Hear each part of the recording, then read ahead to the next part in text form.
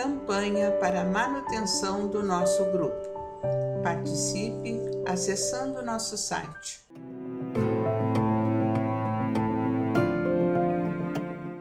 Acompanho nesse canal do Grupo Espírita Francisco Xavier. Com muita alegria que a gente vai seguindo na leitura deste livro. Agora estamos no capítulo 43, este livro que é psicografado pelos nossos irmãos Francisco Cândido Xavier e Valdo Vieira, sob orientação de Emmanuel e André Luiz.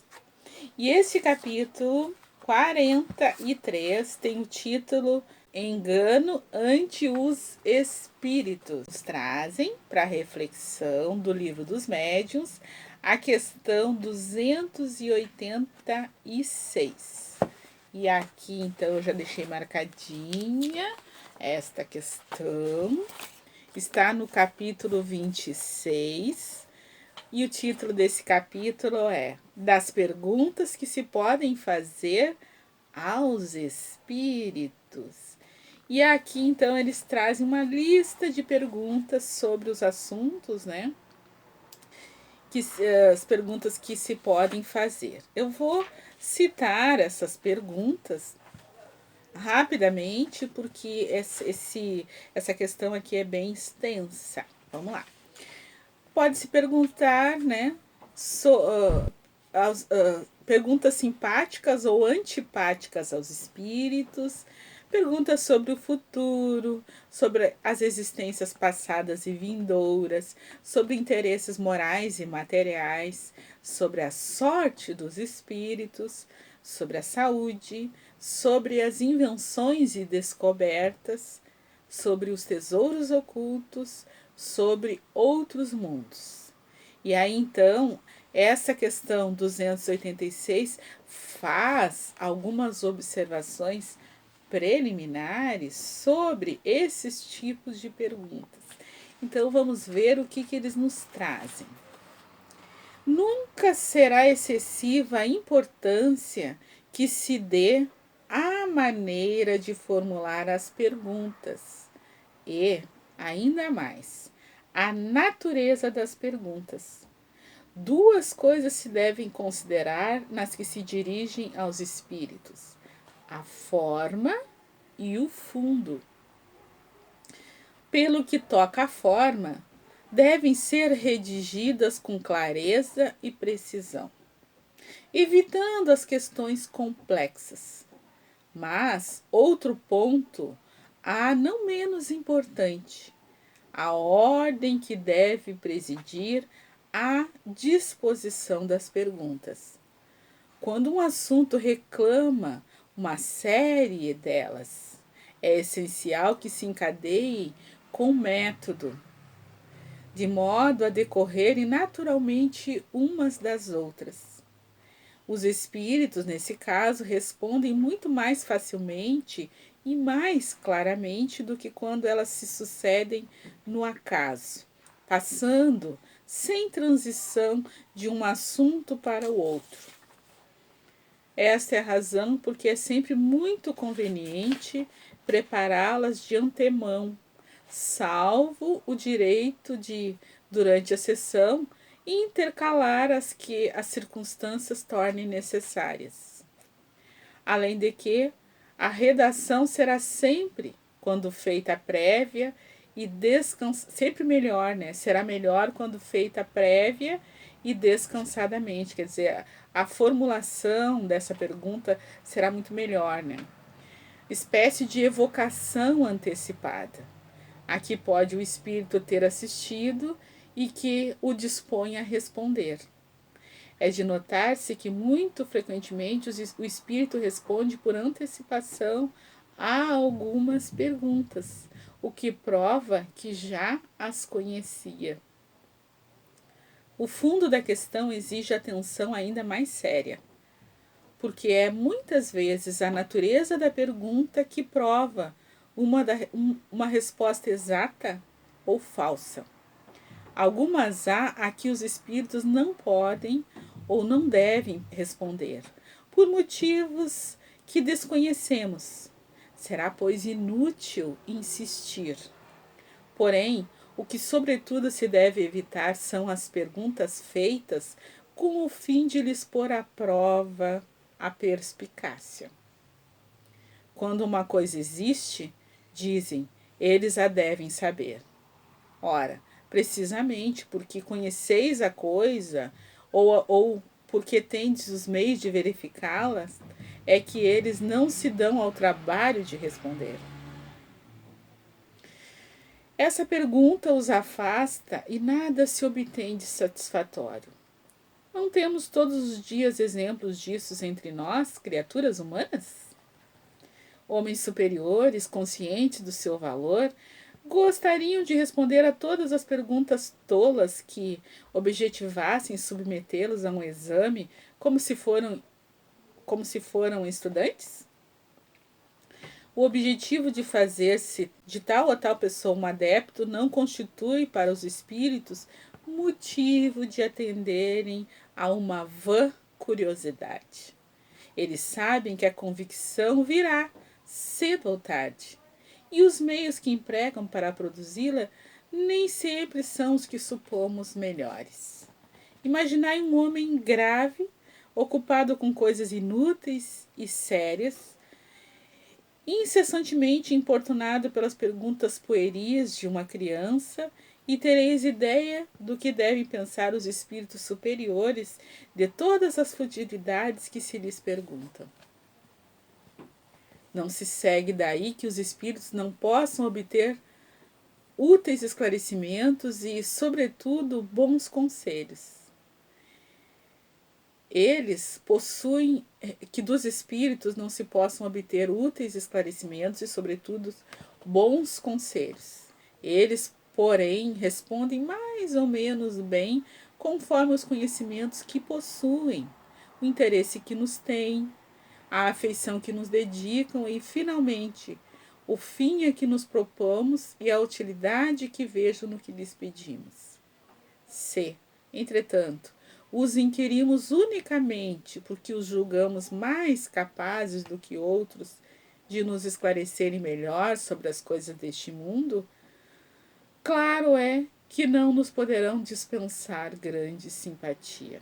Nesse caso, curtas serão suas aparições e, muitas vezes, conforme o grau da imperfeição de que ainda se ressintam, manifestarão mau humor por terem sido inutilmente incomodados. Olha como é complexo, né?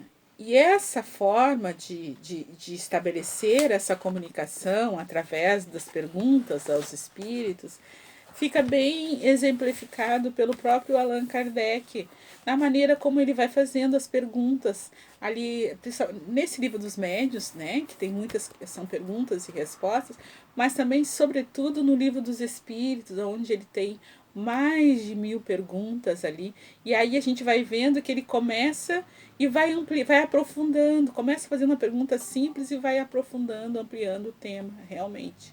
Bem nessa forma como foi descrita aqui, né? Então vamos ver o que eles nos dizem aqui no livro Opinião Espírita.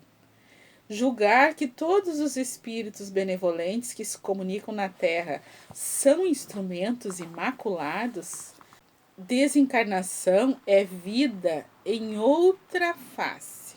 Considerar que eles vinculam princípios de virtude, como se fossem anjos, flanando nos céus, dando conselhos que nada lhes custam. O professor reconhece-se impelido a disciplinas mais austeras que a dos alunos, para ser digno da missão de ensinar. Chamá-los a propósito de bagatelas, criaturas relativamente educadas sabem respeitar os horários alheios. Solicitar-lhes concursos em problemas estritamente materiais? Nenhum de nós, conquanto satisfeitos de ser úteis, furtará obrigação dos outros, dos quais eles necessitam para a segurança da própria felicidade. Censurá-los por não estarem à nossa inteira disposição? Amigos sinceros e conscientes não escravizam amigos, complicar as consultas que lhes queiram fazer com a desculpa de lhes testar a existência. Só os corações irresponsáveis intentariam transformar o ente amado em ledores de buena dicha, ledores da sorte, né? Exigir-lhes a verdade total. Todos nós cultivamos o tato psicológico no trato recíproco e não ignoramos que certas revelações funcionam nos mecanismos da alma, assim como determinados medicamentos que somente beneficiam os mecanismos do corpo em dose adequada. Criticar-lhes sem ponderação e respeito as falhas quando apareçam. A pessoa de bom senso compreende claramente o desacerto do benfeitor de quem já recebeu 99 fatores perfeitos. Através de recursos imperfeitos, como sejam os canais mediúnicos terrestres, e doente algum pode queixar-se quando ele mesmo procura obscurecer por todos os modos os raciocínios e manifestações do médico. Não desconhece que entre a encarnação e a desencarnação e a reencarnação, todos somos espíritos em trabalho evolutivo. A doutrina espírita é o fiel da balança de nossas relações uns com os outros, nos planos a que se acolhem desencarnados e encarnados, representando orientação e luz, ensinamentos e pedra de toque. Diante dela, os espíritos têm responsabilidades e os homens também. Então, esse capítulo, enganos ante os espíritos, né? Então, ele está falando aqui do nosso comportamento, da nossa atitude equivocada frente aos espíritos maiores, aos nossos espíritos familiares, espíritos protetores, né? Como a gente queira chamar, nossos mentores. Então, que a gente às vezes se coloca de uma maneira infantil diante deles, né? E aí eles estão dizendo, olha, eles não têm intenção e eles nem sequer têm o direito de interferir nas nossas provas. E eles não fariam isso justamente porque eles são espíritos mais evoluídos, eles conseguem compreender o porquê das dificuldades e limitações que nós estamos tendo que enfrentar nesse momento. E eles sabem a preciosidade dessa prova que nós estamos vivendo, para que mais tarde a gente possa ver as coisas de um outro patamar de evolução. Então eles não vão nos tirar as provas, eles não vão nos trazer respostas mágicas, porque nos amam. Eles vão estar ao nosso lado, vão estar nos estimulando, nos orientando, nos fortalecendo para que a gente enfrente o que a gente veio enfrentar com a maior consciência e lucidez possível, tirando daí o aprendizado, o ensinamento que essa prova tem a tarefa de nos ensinar e de nos fortalecer como ser humano, como consciência humana evolutiva. E aqui eles trazem, né, que os espíritos benevolentes, eles não são instrumentos imaculados, eles não são infalíveis. E que muitas vezes, por um erro de uma palavra de um espírito, a gente joga fora toda uma mensagem preciosa, divina que está chegando para nós. Muitas vezes, pela aparência do mensageiro, nós nos recusamos de receber a mensagem, né? Como se a gente, pela aparência do carteiro, a gente se recusasse a receber a carta, né?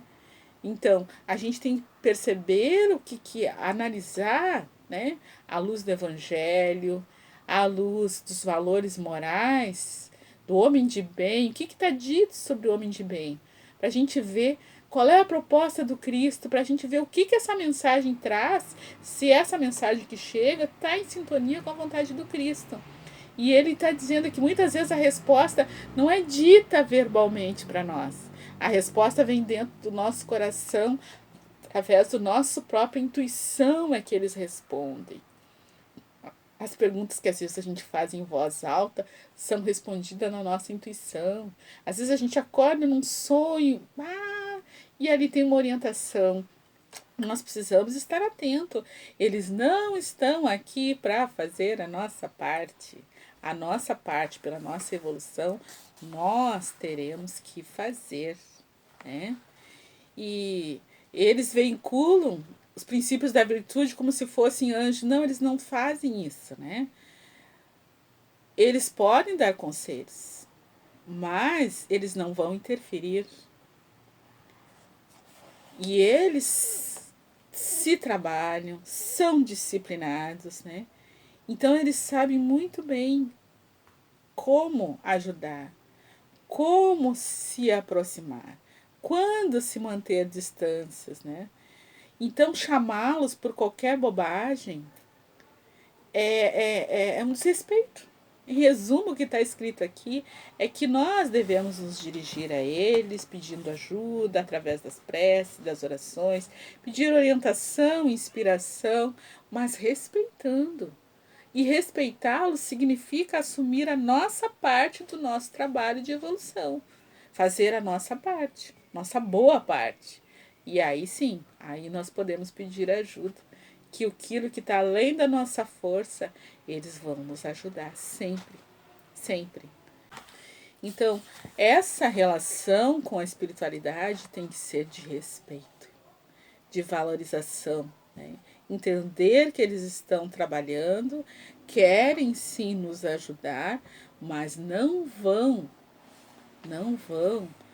nos carregar no colo como crianças birrentas que se recusam a trilhar o próprio caminho, se recusam a reconhecer que são herdeiros de si mesmos, tanto na dor quanto na abundância, tanto na alegria quanto na tristeza, e que são responsáveis pela própria, somos todos responsáveis pela própria reforma íntima. E assim, eu agradeço a quem esteve nos acompanhando até aqui. Temos muito para pensar e que a gente possa construir esse vínculo cada vez mais amoroso, fraterno, próximo com o nosso mentor espiritual e com aqueles que intercedem por nós na espiritualidade maior. Muito obrigada. Um abraço a todos. Campanha para a manutenção do nosso grupo. Participe acessando nosso site